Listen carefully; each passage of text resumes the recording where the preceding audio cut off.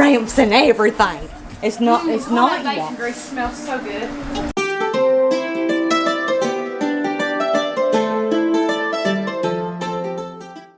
Alright guys, so it's really hot today and windy, so forgive my hair. But today we've got a lot of exciting things going on, and we had a pretty exciting day yesterday too. I'm going to tell you all about that here in just a minute. So this morning me and Josh went to a local plant sale for our Master Gardeners program. They have a yearly plant sale in the spring, and I was able to get some really cool, super cheap plants. So I went ahead, and I'll show you what I got in a second. So I went ahead and got some, and I'm really excited to get these in the ground and share with you what they are. But and we also got if you look behind me, we got the garden plowed up. It's almost ready, so we don't have to plant anything like our frost tender stuff until after Mother's Day. It's a bad omen here to plant before then, so we just don't do it. So we don't have to have that completely ready yet, but it is plowed up. The soil is looking so much better. If you followed us for any amount of time, you know that when we first moved up here, well, actually before we moved up here, we had went ahead and started a little bit of that in the garden, and it was super small. The soil was so depleted. It was almost completely solid clay, and now it's doing a lot better. So we were very pleased this time whenever we plowed it up. Josh has been up here working, cutting some limbs off of this tree and cutting the limbs off of this tree so we can get them moved, because at the sale today I was able to get some strawberry plants, and I've also got some from M.R. Gardener, the bare root strawberry plants. So they're all ready to get in the ground.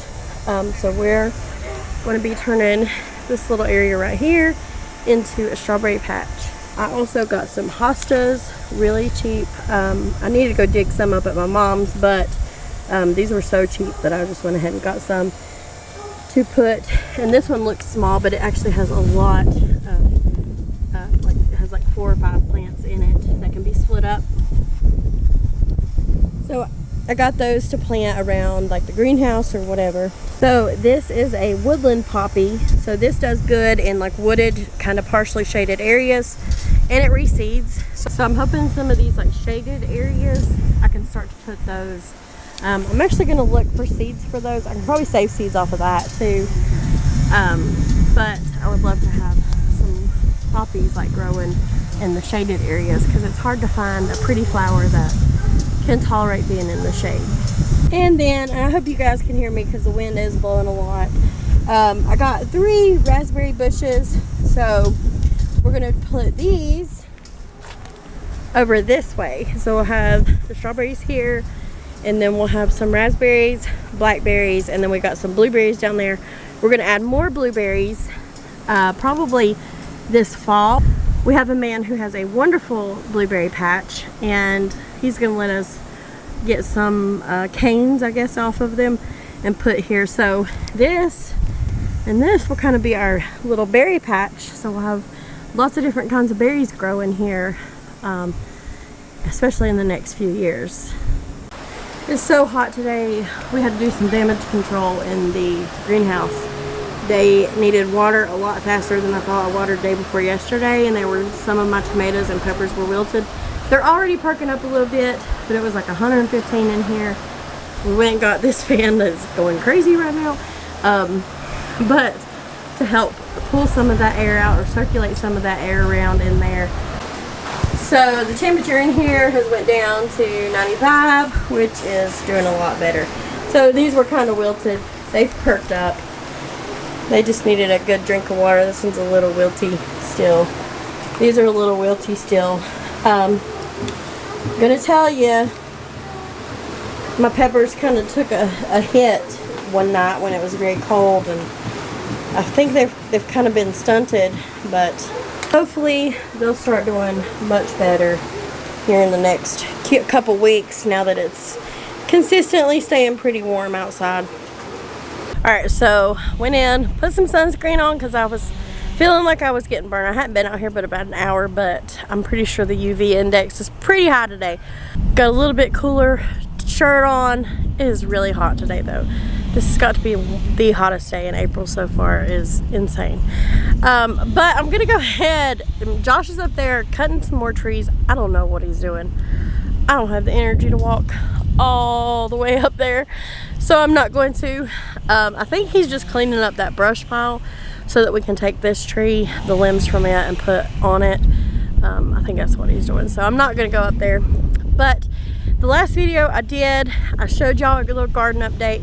I just want to show you a little snippet because that was over a week ago when I actually filmed that. I'm caught up now. So I'm going to show you this lettuce and spinach because it really took off just from a few more days. So this is the spinach. Now some of this spinach is coming back, but not really. But this spinach is coming in great. This is a little sparser. This was 2 different brands. I really wish I could remember, so I could probably throw this pack out. But this right here is doing really good. Enough for some salads for me for a few weeks. I'm the only one that really eats the spinach much. Riley and Cora will eat a little bit, but this will be plenty for us. And then this is that lettuce. It is insane how much it's taken off. Now I've still been picking off of this a little bit, but this right here is just, it looks so good. I bet it's so tasty. Oh yeah, that's gonna be good. So I think this was some romaine and some butter crunch. And I just sprinkled it around because I'll be harvesting this more like cut and come again. These, I think I'm gonna let them go to head because there's only 5. But I have been still picking these outer leaves when I need a salad. So I don't know, I might just continue to do that. It just depends on the need. I can pick one of these whole heads if I need to. Right now, I mean, it's edible pretty much in all the stages. And everything else is doing good too. My chamomile, some of the blooms are starting to open up on them. Sage is doing good, onions, peas are doing good. But I think these carrots are too hot for them, so I'm gonna put my celery in that. And then in that one where my cup is, I'm gonna put celery in that one too, is what I'm thinking. So a few days ago, we actually went through the bees. I got a bee suit and I was able to go and actually look at the bees up close and look at the hive up close. I've always kind of stood off a little bit, but I was able to get in there and touch and move things around, and it was really neat. I can see why Josh likes it so much. We did pull some frames for some honey and extracted some honey, and we went also through the camper and went through all that, sorted it, set them out. The wax moths won't be eating all of our wax, so we got them put out in the sun but in the shade, and I think we'll have enough hives for 4 more hives, at least 3, maybe 4. So hopefully we can get some more bees. We've been trying to look for a swarm. In our local bee group, a lot of times they'll post swarms, and we've been trying to find a swarm, a good healthy swarm to put up, but that's just gonna have to come as it comes. I'm really not interested in spending the money for bees because they're very expensive, but I will, at least for 1 more hive. I think we will, but we're just kind of holding out for a swarm. And also, while we were down there doing that, Josh saw a mouse, and it was a really funny clip, so I'm going to go ahead and put that in here so you can get a laugh out of it with me. But we think most of this is good. The guy that come and helped us look for this the other day, what is it? What? Snake? What? What is it? Rattlesnake. Josh, stop it. No, there's a mouse right here. A mouse?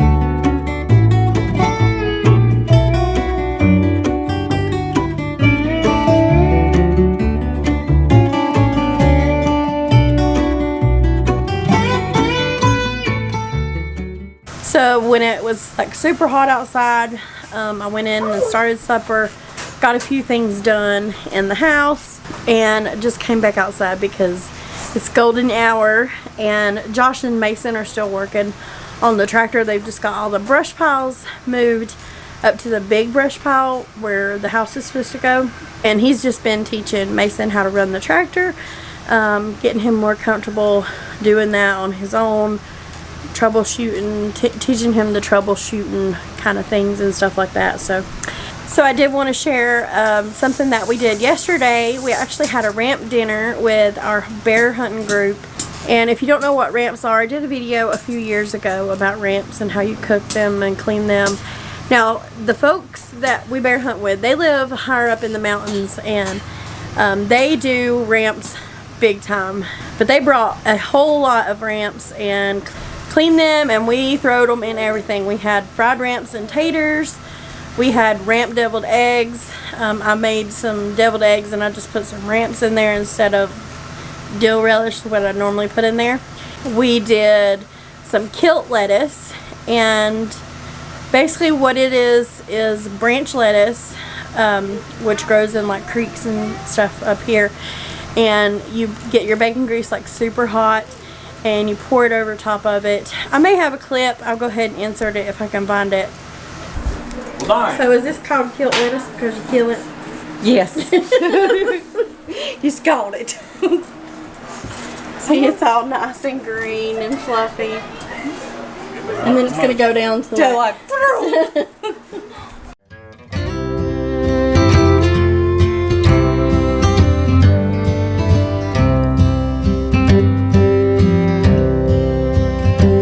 Take me back to the old dirt road where Mama and Papa used to go.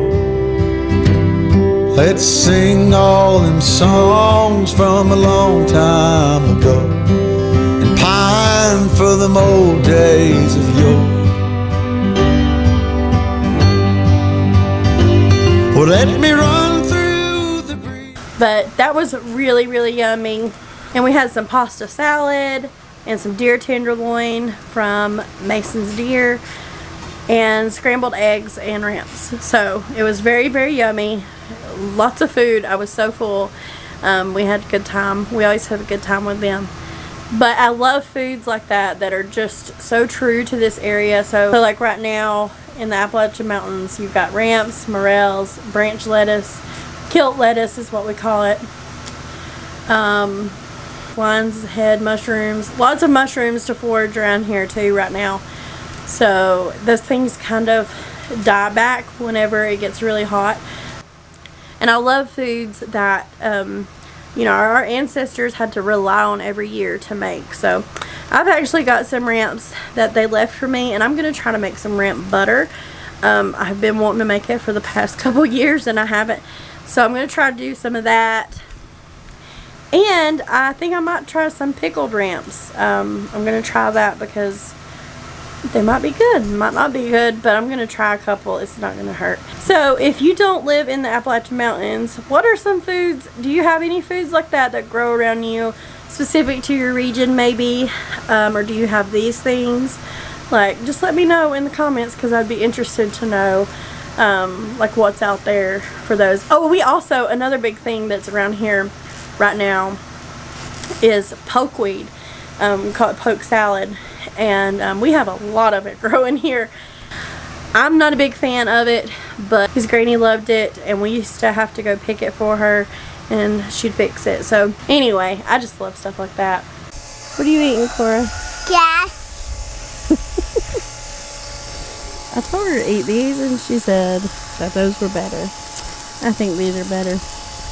Alright, so we're losing daylight, but we will come back tomorrow and get all that stuff planted, get it all in the ground, and do some more seed starting I've got to do, and yeah.